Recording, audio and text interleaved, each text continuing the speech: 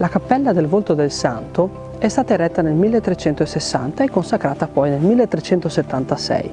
Venne costruita dalla comunità lucchese qui a Venezia e anche se è poco conosciuta siamo di fronte a una struttura davvero particolare. Merita visitarla perché anche se ha subito dei saccheggi nel 1800 il soffitto è ancora quello originale del 1300.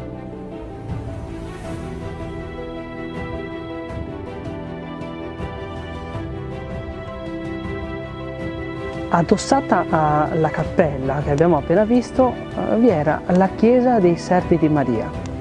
Questa fu una delle chiese più grandi di Venezia, forse la terza più grande di Venezia, e vi abitò e visse il famoso Paolo Sarpi. Questi sono i resti di questa maestosa struttura che venne demolita, venne distrutta nel 1800, ma questi stessi resti ci fanno capire quanto fosse monumentale questa struttura e quanto fosse poco veneziana.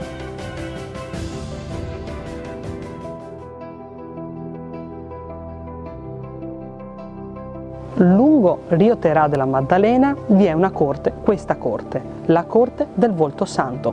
Un altorilievo lo possiamo notare proprio sulla parete di un edificio della corte e sul pozzo. Questo non è altro che la riproduzione del Volto Santo di Lucca. Segnava il limite dove si erano stabiliti i mercanti proprio provenienti da Lucca.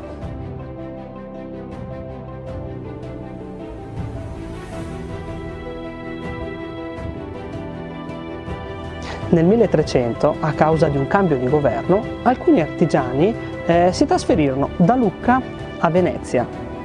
Portarono con loro non solo le famiglie, ma anche una sapiente lavorazione, la lavorazione della seta, tanto che nel 1360 formarono una vera e propria corporazione. L'edificio che ospitava la corporazione però venne distrutto nel grande incendio del 1789, che coinvolse, oltre a numerose famiglie, anche 60 case.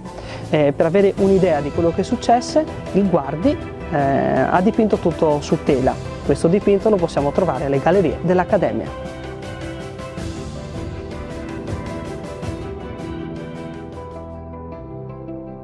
Il 18 gennaio del 1846 venne inaugurato il Ponte della Libertà, costruito dagli austriaci. Questo ponte collega e collegava Venezia alla terraferma. Era un ponte particolare, era dotato di alcuni vani dedicati, pensati per essere caricati con gli esplosivi, così da farlo saltare in caso di attacco in un colpo solo, in modo molto rapido.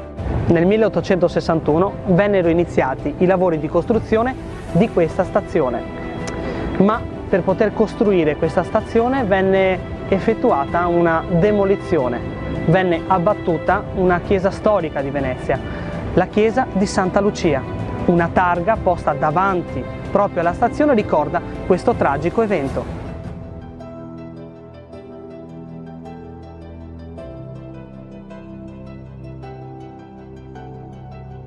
Un dipinto di Francesco Guardi della metà del 1700 ci fa rifare un salto nel passato, ci fa rivedere com'era questo edificio, un edificio elegante, affascinante, ma purtroppo perso per sempre.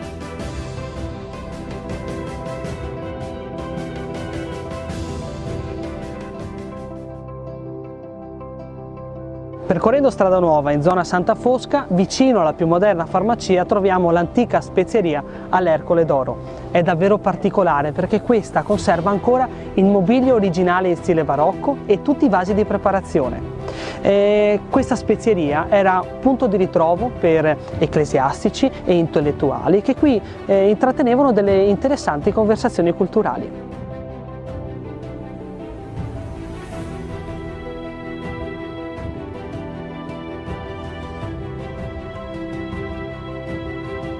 Gli antichi farmacisti veneziani preparavano i più disparati medicinali, come ad esempio l'amaro Mantovani, che era fatto con l'assenzio, oppure l'olio di scorpioni, ricavato da ben 100 scorpioni vivi affogati in 2 libbre d'olio d'oliva.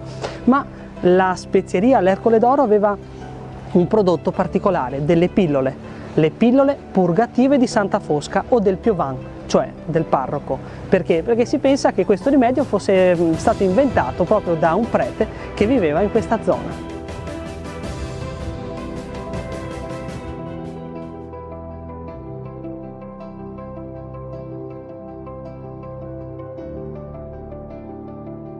Attraversando il Rio di Santa Fosca ci imbattiamo nel Ponte di Santa Fosca, un meno noto Ponte dei Pugni o Ponte della Guerra. Qui si scontravano due fazioni, i Nicolotti dal colore nero e i Castellani dal colore rosso. Qui avvenivano i loro scontri, potevano fare questi scontri solo fra settembre e dicembre.